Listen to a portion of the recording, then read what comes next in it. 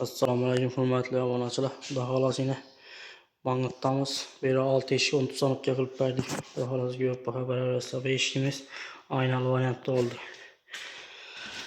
Zamoqlarimiz Frida zamoq. Açılgan qulflari.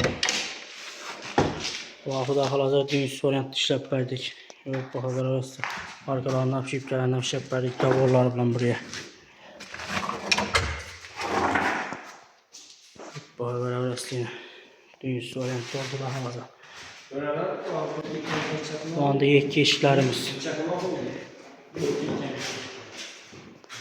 Görürsünüz arkadaşlar. Eşiklerimiz açılıp yapılır. Şuraya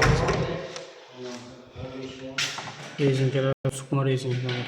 Kulakları 3 tane oldu. Bu anda bir eşikimiz. Bu anda bir eşikler. Usta genç eşikler var ona. Zor gel. Ondan Bu anda yine bir davarımız yine ortasına pişip ketip verdi.